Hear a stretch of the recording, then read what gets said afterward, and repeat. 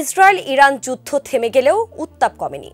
এর মাঝেই সামনে এসেছে নতুন খবর। দিমোনার মরুভূমিতে অবস্থিত ইসরায়েলের গোপন পারমাণবিক কেন্দ্র শিমন পেরেজ নেকেভ নিউক্লিয়ার রিসার্চ সেন্টারে অস্বাভাবিক তৎপরতা লক্ষ্য করা গেছে। এতে প্রশ্ন উঠেছে, হঠাৎ কেন পারমাণবিক তৎপরতা বাড়ানোর দিকে মনোযোগ দিচ্ছে ইসরায়েল? তবে কি সম্ভাব্য ইরান ইসরায়েল যুদ্ধে পরমাণু অস্ত্রের ব্যবহার করবে নেতানিয়াহু বাহিনী? এসবের বিস্তারিত জানাতে এবারের ইনসাইড স্টোরিতে আপনাদের সঙ্গে আছি আমি আফরিন মৌ।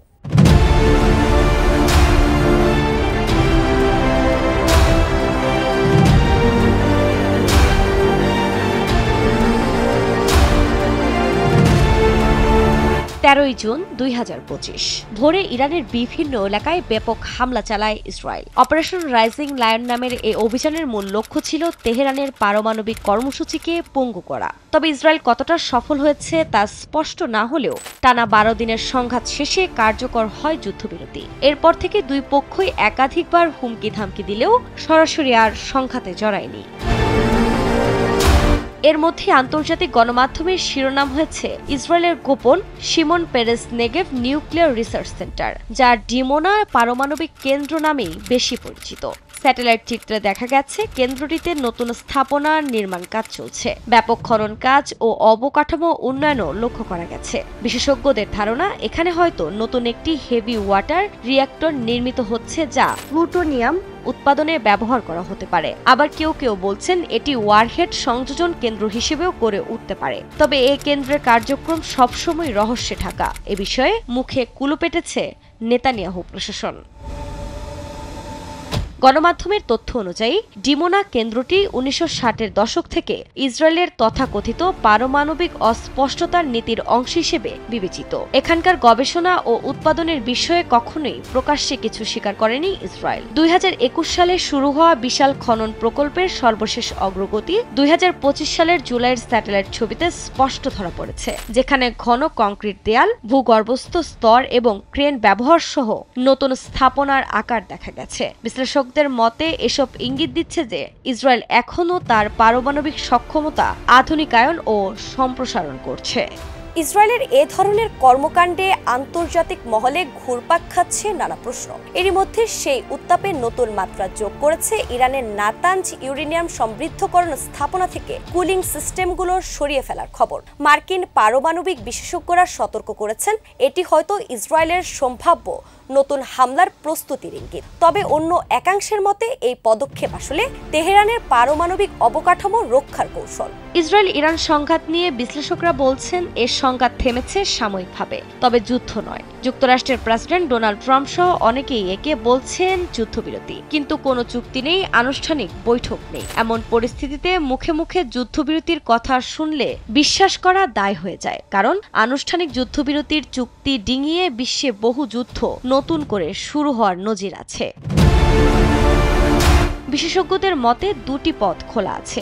এক, নতুন কোনো আন্তর্জাতিক চুক্তির মাধ্যমে ইরানের পারমাণবিক কার্যক্রমে নজরদারি ফিরিয়ে আনা। দুই, সংঘাতের পথে ধাবিত হওয়া, যার ইঙ্গিত ইতোমধ্যে ইরানের সংসদের নিরাপত্তা কমিটির প্রস্তাবে পাওয়া যাচ্ছে। এর মধ্যে নাতানজ ইউরেনিয়াম সমৃদ্ধকরণ স্থাপনা থেকে কুলিং সিস্টেমগুলো খুলে ফেলে তা সরিয়ে নিচ্ছে ইরান। এই পদক্ষেপটি ইসরায়েলের সম্ভাব্য নতুন হামলার প্রস্তুতির ইঙ্গিত হতে পারে বলে সতর্ক করেছে মার্কিন পারমাণবিক বিশেষজ্ঞ এবং institute for science and international security ISIS এর প্রেসিডেন্ট ডেভিড অ্যালব্রাইট। ইরানের পারমাণবিক কর্মসূচির অন্যতম শীর্ষ বিশেষজ্ঞ হিসেবে বিবেচিত অ্যালব্রাইট বলেন, তেহরান আপাত দৃষ্টিতে এই স্থাপনার অস্থায়ী বন্ধের সুযোগ নিয়ে ভবিষ্যতে বিমান হামলা থেকে গুরুত্বপূর্ণ সরঞ্জামগুলো রক্ষার চেষ্টা করছে। এ অবস্থায় বিশ্লেষকরা বলছেন যুদ্ধ থেমেছে, কিন্তু উত্তেজনার আগুন এখনো ধিকি ধিকি চলছে। ফলে আরও একটি সংঘাত কেবল সময়ের অপেক্ষা হতে পারে।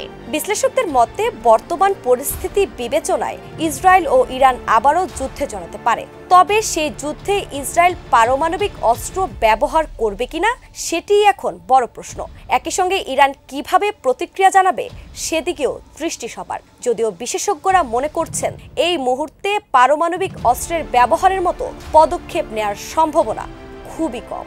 শান্তি ও নিরাপত্তা বিষয়ক স্পেন ভিত্তিক গবেষণা প্রতিষ্ঠান ডেলাস সেন্টার ফর পিউ স্টাডিজের গবেষক ও পদার্থবিজ্ঞানী হাবিয়ের বহিগাসের মতে মধ্যপ্রাচ্যে ইসরায়েলি একমাত্র যার হাতে আনুমানিক ৮০ থেকে ৪০০টি পারমাণবিক ওয়ারহেড রয়েছে, যদিও কখনো তা সরাসরি স্বীকার করেনি নেতানিয়াহু প্রশাসন। অন্যদিকে আন্তর্জাতিক আণবিক সংস্থা গত মার্চ মাসে জানিয়েছিল যে ইরান এখন পর্যন্ত ৭% বিশুদ্ধ ইউরেনিয়াম অর্জন করতে সক্ষম হয়েছে। এদিকে যুক্তরাষ্ট্র, রাশিয়া, ইরান সহ অন্যান্য দেশগুলো পারমাণবিক অস্ত্র বিস্তার রোধ চুক্তিতে স্বাক্ষর করলেও ইসরায়েল এখনও পর্যন্ত সই করেনি। ফলে চুক্তিতে স্বাক্ষরকারী দেশগুলোর মতো একটি নির্দিষ্ট সময় পরপর IAEA তাদের সম্ভাব্য পারমাণবিক স্থাপনাগুলো পরিদর্শন করতে দিতে বাধ্য নয় তারা। এত কিছুর মধ্যেও বিশ্বজুড়ে একটি প্রশ্নই ঘুরপাক খাচ্ছে, ইসরায়েল কি ইরানে পারমাণবিক হামলা চালাবে? ইতিহাস বলছে দেশটি আগে থেকেই প্রতিরোধমূলক প্রচলিত হামলার পথ বেছে নিয়েছে। যেমন ইরাক ও সিরিয়ায় পারমাণবিক রিঅ্যাক্টর বিমান হামলা চালানো হয়েছিল। যে তথাকথিত স্যামসন অপারেশনের কথা শোনা যায় তা আসলে ইসরায়েলের শেষ অস্ত্র। রাষ্ট্রের অস্তিত্ব হুমকির মুখে পড়লে তবেই ব্যবহারযোগ্য। একই সঙ্গে রয়েছে আন্তর্জাতিক চাপ, কারণ পারমাণবিক হামলা মানে শুধু মধ্যপ্রাচ্যে যুদ্ধ নয়, বরং বৈশ্বিক অস্থিরতা, কূটনৈতিক বিচ্ছিন্নতা আর মিত্রদের সমর্থন হারানোর ঝুঁকি।